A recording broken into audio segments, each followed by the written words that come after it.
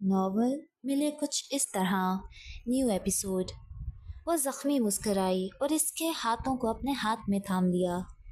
Hand writing تو خاصی اچھی ہے، پڑھا لکھا بدماش ہے۔ لیزا نے اس کے انگلش میں لکھے کاغذ کو الٹا پلٹا کر دیکھتے ہوئے تبصرہ کیا۔ روحی پچھلے دنوں کارڈز کو گھورتی جیسے سوچ میں گم تھی۔ میکس نے سگریٹ جلاتے ہوئے لائٹر نکالا تو لیزا نے اس کے ہاتھ سے چپٹ لیا اور وہ کاغذ جلانے لگی تھی کہ روحی اس پر چیخ پڑی۔ لیزا کیا کر رہی ہو؟ اس نے وہ خط چپٹ لیا۔ جتنا اسے سوچو گی اتنی تکلیف ہوگی، جلا دو یہ کارڈز، لعنت بھیجو اس پر، لیزا نے ہونکا ہو کر بولا۔ مجھے بھی کوئی شوق نہیں ہے، پر یہ سب بطور ثبوت میرے پاس رہنا چاہیے۔ روحی نے بیزاری سے لمبی سانس لی۔ میکس جو غور سے اس کاغذ کا مشاہدہ کر رہا تھا اپنی سیٹ سے اٹھا اور ان کے پاس آیا۔ یہ نشان پہلے تو نہیں تھا، شاید آگ کی تپش سے واضح ہوا ہے۔ اس نے وہ کاغذ لے کر آسمان کی جانب بلند کر کے اس نشان کو دیکھا جو دھیرے دھیرے آنکھ کی طاقت سے دیکھنے کو آ رہا تھا۔ روحی نے بھی اس نشان کو دیکھا۔ یہ کیسا نشان ہے؟ اس نے استفسار کیا۔ شاید کوئی خاص نشان ہو، جیسے کسی لیڈر کی پہچان اس کا انتخابی نشان ہوتا ہے، ویسے ہی کسی کے پہچانے جانے کا نشان ہے۔ میکس نیلی آنکھیں چھوٹی کر کے اس نشان کے دائرے میں لکھے الفاظ پڑھنے کی کوشش کرنے لگا۔ اب پتہ چل جائے گا کہ یہ کس کا انتخابی نشان ہے۔ میری نے گفتگو میں حصہ لیا۔ میں ایک عمر رسیدہ پبلشر کو جانتا ہوں، وہ انتخابی نشانات چھاپتا ہے، شاید اسے اس نشان کا کوئی علم ہو۔ میکس نے راہ نکالتے ہوئے کہا۔ سب اس کی تجویز پر متفق ہوئے۔ نیو یارک کے جیسے کراچی میں بھی واجد سنگرو کی موت سے کوئی بیوروکریٹ صدمے میں تھے۔ وہ تھا تو انڈر ورلڈ کا پر بہت سے پاکستانی بیوروکریٹ شخصیات کے کالے دھندوں کا نگہبان تھا۔ ان میں سر فہرست چیف جسٹس افتخار محمد تھے، جن کی رشوت اور سفارش کی آمدنی کو واجد ہیر پیر کر کے بلیک سے وائٹ قرار دیتا، ان کے سوئس اکاؤنٹس میں جمع کروا دیتا۔ یہ دستور سالوں سال سے چلتا آ رہا تھا۔ ہر ایک سیاستدان، بیوروکریٹ، بڑے نامور بزنس مین کے خفیہ مشیر الگ الگ ملکوں میں پھیلے ہوئے تھے، جو ان کی غیر قانونی کاروبار اور بلیک منی کو دنیا کی نظروں سے چھپا کر رکھتے۔ ایسے ہی ملک کی معیشت دن بدن بگڑتی جاتی اور دنگے فساد، چوری چکاری میں نمایاں اضافہ ہوتا رہتا۔ راجپوت صاحب، یہ بہت گمبھیر مسئلہ ہے۔ اس سے مجھے صرف نہیں، ملک کے کئی بڑے ناموں کو جھٹکا لگا ہے۔ چیف جسٹس افتخار محمد نے اپنے موقف بیان کرتے ہوئے پریشانی سے کہا۔ میں اس وقت ہوم منسٹر کے دفتر میں سائیں سرکار کے مقابل سیٹ پر بیٹھے اس نے اپنا غم شریک کرنے آئے تھے۔ افتخار صاحب حوصلہ رکھیں، میں اس معاملے پر باقاعدہ کمیٹی بٹھاؤں گا، اس قاتل کا جلد پتہ لگ جائے گا۔ سائیں سرکار نے اطمینان دلایا۔ کئی مدعے پیش کر کے آخرکار راجپوت صاحب چیف جسٹس کو قائل کرنے میں کامیاب ہو گئے اور انہیں نئی امید دلا کر روانہ کیا۔ سر، کیا یہ واقعی اتنی آسانی سے مان گئے؟ عازل نے چیف جسٹس کے جانے کے بعد خاموشی توڑی۔ اسے مزید ولولہ کرنے کا موقع نہیں ملے گا۔ یہ اس کے سوئس اکاؤنٹ اور ہانگ کانگ اکاؤنٹ کی تفصیلات ہیں۔ انٹیلیجنس ایجنسی بھجوا دو۔ سائیں سرکار نے اپنی چیئر پر تشریف فرما ہوتے ہوئے حکم سنایا اور فائل عازل کے جانب بڑھا دی۔ عازل نے سر کو خم دیتے ہوئے فائل تھامی اور اپنی کوٹ کے نیچے چھپاتے ہوئے سیکیورٹی اہلکاروں کے دائرے میں تیز تیز چلتا باہر نکل گیا۔ سائیں سرکار میز پر کوہنیاں ٹکائے آگے ہو کر بیٹھ گئے اور اگلا لہو مہل سوچنے لگے۔ یہاں معاملہ ٹھنڈا ہونے تک اب تم کچھ مت کرنا۔ اگلا ٹارگٹ کون ہوگا میں جلد بتاؤں گا۔ انہوں نے اپنے مخصوص وائرلیس سے کال ملائی۔ اس وقت وہ دفتر میں اکیلے تھے۔ جو حکم سائیں سرکار؟ فوراً سے حامی کا جواب دیا گیا۔ سائیں سرکار نے کال کاٹ دی اور آنکھوں پر لگے چشمے ہٹا کر پیشانی مسلی۔ میکس اور روحی صبح سویرے ہی اس پبلشر کی دکان آن پہنچے۔ گڈ مارننگ، کہیے ہم آپ کی کیا مدد کر سکتے ہیں؟ کیا آپ کو کچھ پرنٹ کروانا ہے یا کوئی کہانی شائع کروانی ہے؟ ہمارے ہاں ایک نئی ڈیل آئی ہے۔ کاؤنٹر پر کھڑے جوان سال لڑکے نے مہارت سے رٹا رٹایا جملہ دہرایا۔ اب اس کی بات مکمل نہیں ہوئی تھی کہ میکس گویا ہوا۔ جی ہم سمبلز اور یونیک نشانات پر ریسرچ کر رہے ہیں۔ جب ہماری ریسرچ پوری ہوگی تب سب سے پہلے آپ ہی کے ہاں خطاب شائع کروانے آئیں گے، لیکن اس سے پہلے ہم ایک نشان کے متعلق جاننا ہے۔ کیا آپ ہماری مدد کر سکتے ہیں؟ محض نے از خود کہانی کر دی۔ دکاندار لڑکے نے وہ پیپر دیکھا اور سر اسپات میں ہلاتے ہوئے بوڑھے مالک کو بلانے اندر چلا گیا۔ روحی اور میکس انتظار کرنے لگے۔ وہ ابھی آس پاس نظر دوڑاتی اس خستہ حال قدیم دکان کا جائزہ لے رہی تھی جب سامنے ایک کونے میں اسے سفید گلابوں کا گلدستہ پڑا دکھائی دیا۔ اس کے اعصاب شل ہونے لگے اور شیشے کی میز پر نمودار ہوتا وہ عکس دیکھ کر روحی مزید گھبرا گئی۔ اس سائے کا رخ میکس کی جانب تھا۔ روحی کے دماغ میں دھماکہ سا ہوا۔ اسے پولیس افسر کی میکس کو دی گئی وارننگ یاد آئی۔ چلو میکس یہاں سے، مجھے کسی نشان کو نہیں ڈھونڈنا۔ وہ روحانسی ہو کر میکس کو بازو سے دبوچتے روانہ ہونے لگی۔ روحی بس تھوڑی دیر، اس بوڑھے آدمی کو نشانوں کی بہت پہچان ہے۔ میکس نے اسے وضاحت دینا چاہی، پر اس کی بغیر سنے اس کا بازو پکڑے دکان سے باہر نکل گئی۔ یونیورسٹی آ کر وہ بے دم سی بینچ پر آ بیٹھی۔ وہ پھر سے چوراہے پر آ گئی تھی جہاں سے اس نے شروعات کی تھی۔ اس کا دل کم زدہ ہونے لگا، لیکن وہ اپنی وجہ سے کسی کی زندگی خطرے میں نہیں ڈال سکتی تھی۔ روحی ہم اسے پکڑنے کے اتنے قریب تھے، کیوں چلی آئی تم وہاں سے؟ میکس کو اب اس کا منطق سمجھ نہیں آ رہا تھا۔ کیا کر لیں گے اس کو پکڑ کے؟ پولیس تک اس کا بال بھی نہیں کر سکتی، تو ہم 3-4 اسٹوڈنٹس اس کا کیا بگاڑ لیں گے؟ ویسے بھی اس کا مطلب مجھ سے ہے، تم لوگ اب اس میں نہیں پڑو گے۔ میں کسی کی جان کو خطرے میں نہیں ڈال سکتی۔ روحی نے حتمی فیصلہ سنا کر سب کو شاک کر دیا۔ میں اکیلی ہی سے نپٹوں گی اور میرا اللہ میرا محافظ ہوگا۔ اس میں ایک نئی امید جاگی تھی۔ جہاں سے انسان کا حوصلہ ختم ہوتا ہے وہاں سے اللہ کی رحمت کی شروعات ہوتی ہے۔ روحی نے ماما کی ایک اور نصیحت یاد کی۔ اب تمہارا کیا پلان ہے؟ الشبا نے روحی سے پوچھا۔ وہ دونوں اپنے ہاسٹل کے کمرے میں گمسم بیٹھی تھی۔ الشبا کے سوال پر وہ اپنے حواس میں لوٹی۔ اس کی سپاٹ نظریں سامنے دیوار پر لگی اس پینٹنگ پر جمی تھی۔ ابھی وہ کوئی جواب دیتی کہ اس کے موبائل پر میسج موصول ہوا۔ شہزادی سائیں، میرے انتخابی نشان کا پیپر تو آپ دکان پر ہی چھوڑ رہی نا؟ جانے وہ اسے کس لاپرواہی کا احساس دلانا چاہتا تھا۔ مجھے پتا ہے یہ کہاں ملے گا۔ نئے پلان کو ترتیب دیتے روحی سلیپرز پہنتی اٹھی اور ساتھ والے کمرے میں میری جوزف سے ملنے آئی۔ میری، مجھے نیو یارک کے سب سے بڑے اور مشہور نائٹ کلب کا ایڈریس بتاؤ۔ اس نے میری کو بستر سے اٹھایا۔ روحی، تم نائٹ کلب جاؤ گی؟ میری کے جیسے ہی لیزا کو بھی شوق لگا تھا۔ کمرے میں داخل ہوتی الشبا وہیں رک گئی تھی۔ اس نے مجھے کلب جانے سے منع کیا ہے، اب یہ مجھے وہیں سامنے ملے گا۔ روحی کے دل میں نفرت کی آگ بھڑک اٹھی۔ میری نے بے دل نخواستہ اسے کلب کا نام اور ایڈریس نوٹ کروایا۔ ٹھیک ہے، تو ہم تمہارے ساتھ چلیں گے۔ وہ خطرناک ہے، تم اکیلی وہاں گئی تو وہ تمہیں نقصان پہنچا سکتا ہے۔ لیزا نے اس کا ہاتھ تھاما تھا۔ اس نے میری راتوں کی نیند خراب کر دی ہے، دن کا چین چھین لیا ہے۔ میں بابا سائیں سے سچ نہیں کہہ پاتی۔ تم لوگوں کو میری وجہ سے اپنی جان پر بنائی ہے، مجھے ذہنی مریضہ بنا دیا ہے۔ اس سے زیادہ اور کیا نقصان پہنچائے گا؟ میں اکیلی ہی جاؤں گی وہاں، تب ہی وہ میرے سامنے آئے گا۔ روحی نے پکا ارادہ بنایا۔ الشبا، میری جوزف اور لیزا بمشکل اس کے اکیلے جانے پر راضی ہوئی تھی۔ ماضی اظہار سب سے مل کر واپس جانے لگا تھا جب اسے میرام گلابوں کے ساتھ کھڑی ملی۔ تم نے میرا ایک دفعہ بھی نہیں پوچھا، کال ہی کر لیتی۔ اظہار نے میرام کو روک کر گلہ کیا۔ میں کسی کو کال نہیں کرتی۔ وہ خود کو کمپوز کرتے ہوئے سامنے دیکھنے لگی۔ میں کسی کو نہیں ہوں۔ اظہار کا چہرہ اتر گیا۔ میں کسی سے بھی رابطہ نہیں کرتی، میرام نے اپنے جواب کو واضح کرتے ہوئے دہرایا۔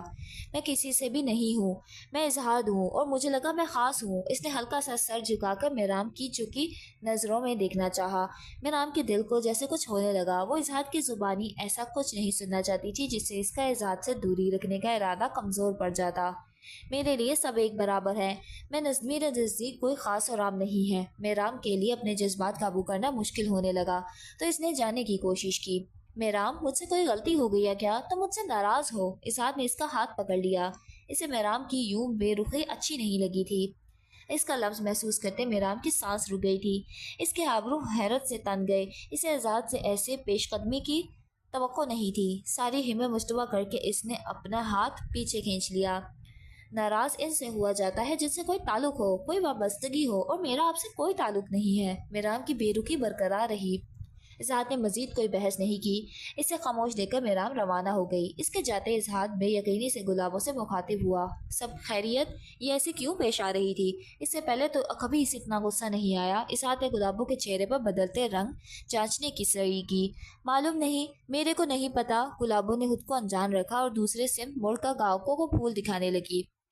عبیر، تم نے میران کو کچھ کہا ہے کیا؟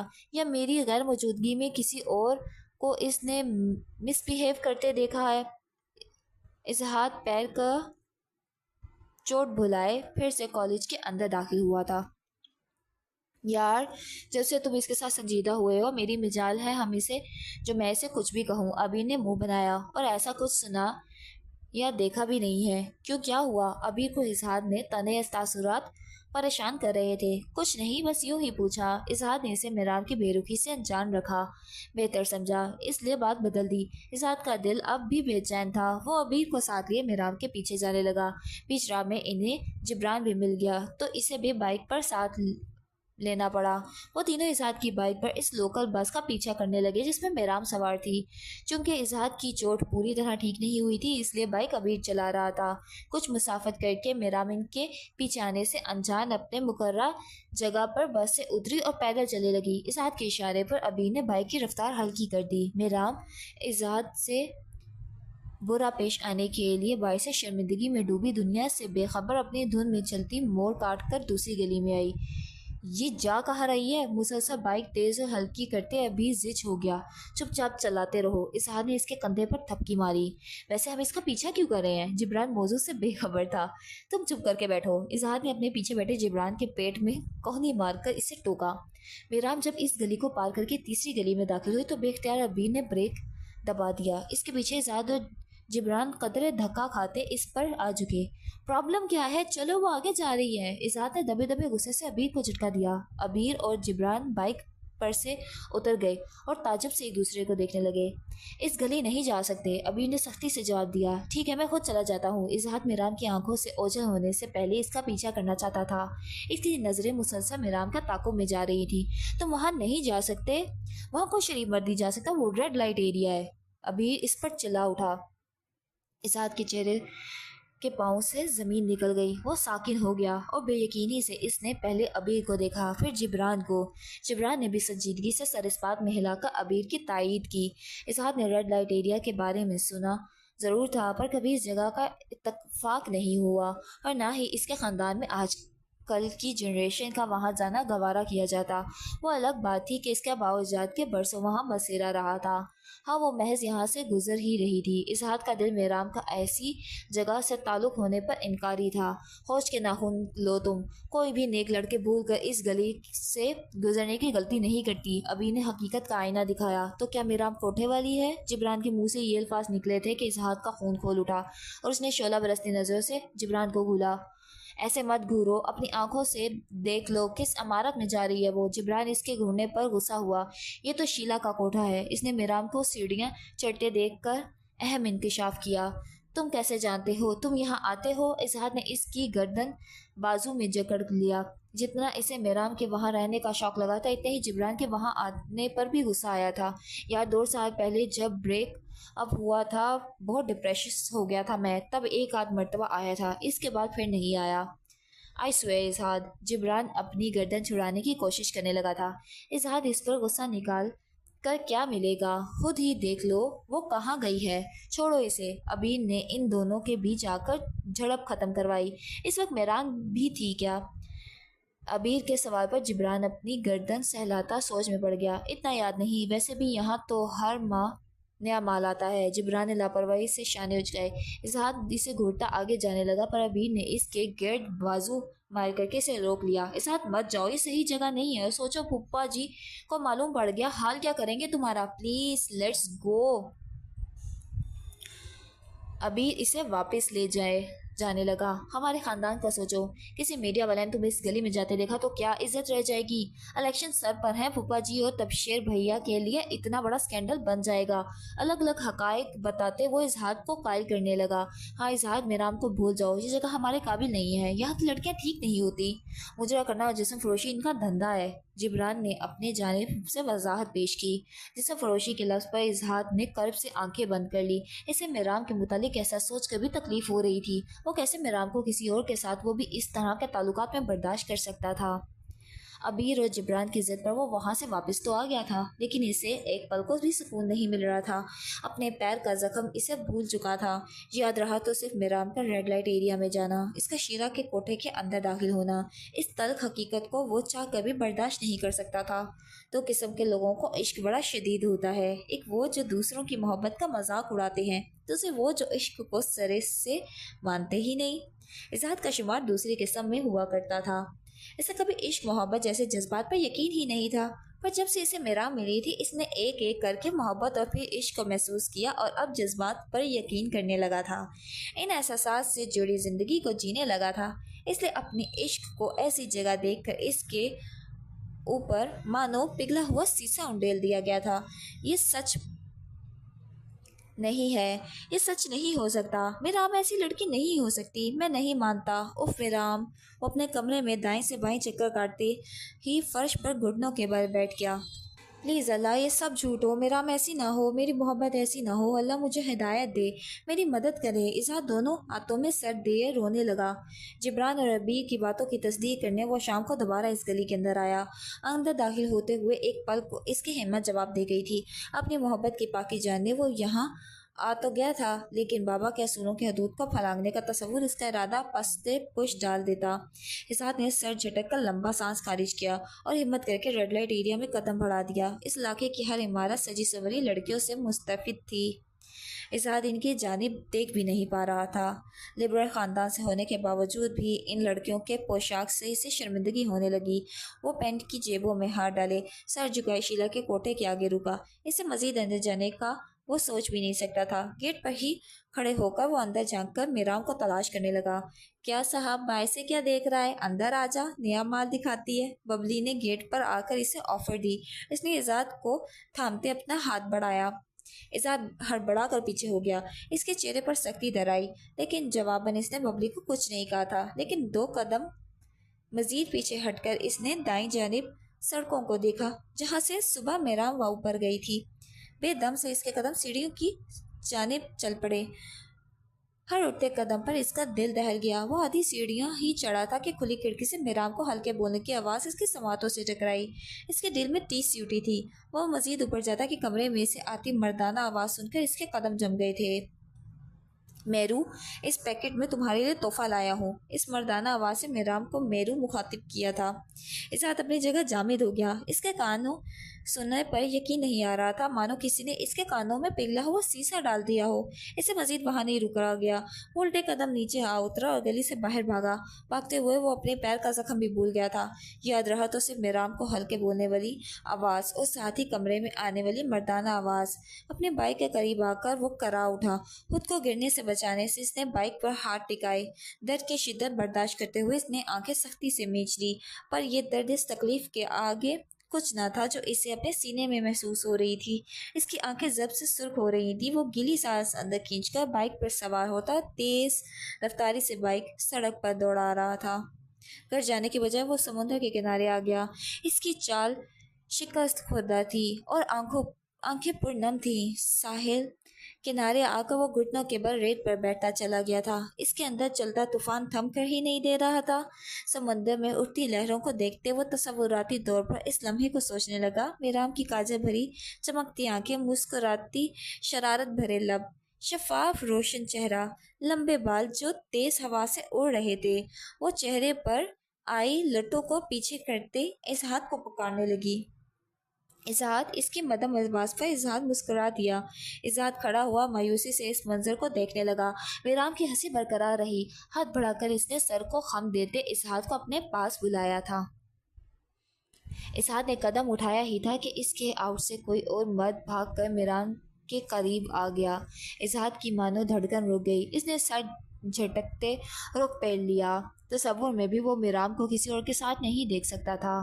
ماضی: ماموں، یہ میں کیسے لے سکتی ہوں؟ میرام اس پیکٹ میں نیا ڈیزائنر گلابی رنگ کا ریڈی میڈ سوٹ دیکھ کر پوچھا۔ मामू कहती हो और फिर तोहफा लेने से भी इनकार करती हो। मेरे हाथों में पली हो, इतना तो कर सकता हूँ मैं तुम्हारे लिए। ज़मीर ने मसनूई खफगी ज़ाहिर की। बहुत शुक्रिया मामू, वो मशकूर हुई। अच्छा अरहा बहन, चलता हूँ। कोई भी काम हो तो शीला बाई से कहकर कॉल कर देना। वो चाय का आखिरी घूंट खत्म करके जाने लगा। भाई खाने का वक्त है। इरहा ने खाने की ऑफर की थी। खाना उधार रहा। फिर कभी, अभी इजाज़त चाहता हूँ। वो दरवाजे के पास जाकर रुके और मेहराब की चादर ओढ़े सर पर शफकत से हाथ फेरा। इसके जाने के बाद मेहराब ने चादर हटा दी और वो सूट खुद से लगाकर देखने लगी। अम्मा देख कितना प्यारा है ना, और बना बनाया है। तेरी सिलाई की मेहनत बच गई और मुझे इस ईद के लिए नया जोड़ा भी मिल गया। वो खुशी से चहक रही थी। मीरा में सूट के कामदार दुपट्टे को कंधे पर फैलाकर हाथ में लहराने लगी। अम्मा को इसके चेहरे की खुशी देखकर अच्छा लग रहा था, इसलिए चंद लम्हे मीरा को दुपट्टे को अपने कंधे पर डालती तो कभी सर पर लेते कमरे में झूमते देखा। अल्लाह तेरे नजीब शहजादियों वाले करे मेरी बच्ची, वो तेरी झोली खुशियों से भर दे, तेरे सारे ख्वाब सारे अरमान पूरे करे। इसका चेहरा अपने हाथों में लेकर अम्मा ने इसे दुआएं दी और इसकी पेशानी को चूमा। आमीन अम्मा, एक दिन हमारी सारी मुश्किलें दूर हो जाएंगी। मेराब ने उम्मीद भरी निगाहों से अम्मा के अशकबार आंखों में देखा था। इंशाल्लाह, अम्मा ने इसकी हौसला अफजाई करते हुए इसे खुद से लगाया था। कुछ ताल्लुक, दोस्तियाँ, रिश्ते खास इखलास होते हैं जिनसे आप चाहें लड़ लें, इख्तलाफात कर लें, फिर भी आपका रिश्ता इन पर मान होता है। ये यकीन होता है कि वो हमेशा आपकी ज़िंदगी में हर मुश्किल में, हर मोड़ पर कभी किसी चूँ चढ़ा किए बगैर आपका साथ देंगे। इन माँ बेटी का रिश्ता भी ऐसा ही था, कभी प्यार, कभी बहस, लेकिन अटूट। इस दिन के बाद इजाद कॉलेज में मिराम को नज़रअंदाज करने लगा। वो इत्तेफाकन इसके सामने भी आ जाती तो इजाद दिल पर पत्थर रख के वहाँ से गुजर जाता। मिराम इसकी बेरुखी की वजह तो नहीं जान सकी, पर इसने अज खुद दूर जाने पर इसका इजहाद से दूर रहने का इरादा डगमगाने लगा। ये औरत ज़ात की फितरत होती है, खुद इग्नोर कर सकती है पर अपने पसंदीदा शख्स के हाथों इग्नोर होना गवारा नहीं कर सकती। ज़िंदगी में एक ऐसा वक्त ज़रूर आता है जब आपको लगता है कि आप अकेले ही ठीक हैं, कोई ज़िद नहीं रहती, कोई ख्वाहिश नहीं रहती, किसी का साथ नहीं चाहिए होता। फिर हम सब कुछ नसीब पर छोड़कर ज़िंदगी जीने नहीं, सिर्फ गुजारने लग जाते हैं। मेराम की ज़िंदगी तो पहले ही से बेरंग थी। इजहाद ने भी इस सब रंगीनियों से कतई ताल्लुक़ कर लिया था। मेराम कॉलेज से जल्दी निकलकर कुछ देर गुलाबों के पास बैठ जाती और फिर घर की जानिब रवाना हो जाती। कोई परेशानी है मेराम, उदास उदास लगती है। इस दिन काफ़ी देर तक इसे गुमसुम बैठे देखकर गुलाबों ने सवाल किया। नहीं कुछ नहीं, इम्तिहानात आने वाले हैं ना, इसलिए पढ़ाई ज़्यादा हो गई है, मेराम ने बहाना बना दिया। इजहाद की ज़िंदगी भी कॉलेज और घर तक महदूद हो गई थी। इस दिन वो शाम के वक्त घर लौटा तो इसकी बहन जोहा भी मैके आई हुई थी। वो जोहा से मिलकर अपने कमरे में जाने लगा था कि इसका पालतू कुत्ता शेरा इसके पैरों के आगे दुम हिलाते घूमने लगा। शेरा हट जाओ, इसने खफगी से कहा, और फिर इसके प्यार को तरसता हंकारा वो इसके पाँव से लगा था। इजहाद को अब प्यार, मोहब्बत, शफकत, नरमी, किसी भी जज्बे में कोई दिलचस्पी नहीं थी। इसे तैश आने लगा। एक बात समझ नहीं आती तुम्हें, हटो यहाँ से। इसने पैर से शेरा को परे हटाते बुलंद आवाज में झटका। वो सहम कर ऊँघते हुए पीछे हो गया। किसने इसे खुला छोड़ा है? सुभान, एजाज, वो तंदो तेज आवाज में मुलाजमों को बुलाने लगा। इसको ऐसे गुस्से में देखकर जोहा हैरान हो गई। मैंने खोला है इसे। तुम इस बेज़बान जानवर पर क्यों चिल्ला रहे हो? इसका क्या कसूर है? ये तो अपने इसाद के लिए एक नज़र को तरस गया है। बताया मामा ने मुझे, 2 दिन से भूखा है। क्यों? क्योंकि इसे तुम्हारे हाथ से खाने की आदत है। मैंने भी कोशिश की थी पर मुझसे नहीं खा रहा। जोहा सीट पर उठ बैठी और इस हाथ के रूबरू आ गई थी। मुलाजमा ने शेरा को वापस इसके पिंजरे में डालकर गले के जंजीर बांध दी। वो सामने पड़े खाने को इन अनछुआ छोड़कर मायूसी से लेट गया। क्या हो गया है इजहाद? क्यों ऐसा बिहेव कर रहे हो? जुहा ने फिक्रमंदी से इसके बाजू पर हाथ रखा। जिंदगी से जिद करना छोड़ दो। कुछ सिले इस जहां के लिए नहीं होते। सभी ख्वाहिशात इस दुनिया में पूरी होने लगी तो अगले जहान के लिए क्या बाकी रह जाएगा? जुहा ने समझाना चाहा। जोहा इजहाद से 2 साल छोटी थी। इसकी शादी तबशेर की अहलिया अंजिशा की कज़न से 1 साल कबल हो गई थी। वजह यह थी कि अतर की 2 साल की ट्रेनिंग पर मुल्क से बाहर जाना था, इसलिए जोहर और अतर की शादी इस हाथ से पहले हो गई थी। कदर करो इनकी जो فی الوقت تمہارے پاس ہیں جو لوگ قدر کرنا جانتے ہیں، جان کی، مال کی، دولت کی، رشتوں کی اور وقت کی۔ اس پر اوپر اور نیچے کے راستے کھلے رہتے ہیں، پر جو نہیں ہے وہ نہ آپ کو ڈرائے گا نہ غم زدہ کرے گا۔ زہا کے سمجھانے پر اظہار نے پھیکا مسکرا کر سر اس بات میں ہلا دیا۔ کمرے میں جانے کی بجائے وہ باہر آ گیا۔ شیرا کا پنجرہ کھول کر وہ دو زانو ہو کر اس کے پاس بیٹھا اور اس کے پیٹ سے لا کر پیار کرنے لگا۔ شیرا، میرا پیارا دوست، میرے دکھ سکھ کا ساتھی۔ وہ اسے لاڈ کرتا مخاطب ہوا۔ وہ پالتو کتا 2 ماہ کا چھوٹا سا پپی تھا۔ جب ٹین ایج اظہار کو سڑک کنارے ڈرے سہمے بڑے جانوروں سے بھاگتا زخمی حالت میں ملا، اظہار کو اس پر ترس آیا۔ وہ اسے اپنے جانوروں کے اسپتال لے گیا اور اس کی طبی امداد کر کے اسے گھر لے آیا۔ پہلے تو گھر میں جانور رکھنے پر اس نے اظہار کو کھری سنائی، لیکن اس کی ضد پر آخرکار سبھی اپنی پپی کو رکھنے پر آمادہ ہو گئے۔ 4 سال بعد آج وہ پپی ہٹا کٹا پالتو جانور شیرا تھا۔ سوری یار، اس کا غصہ تم پر اتار دیا۔ کیا کروں؟ دل چین کر کے ٹوٹا ہے نا، چھن کر کے ٹوٹا ہے نا، بہت تکلیف ہوتی ہے۔ اظہار نے شیرا کے گلے کا پٹا کھولا اور کھانے کی ڈش اس کے آگے کر دی۔ شیرا پھر بھی اس کے مکمل راضی ہونے تک خاموش کھڑا رہا۔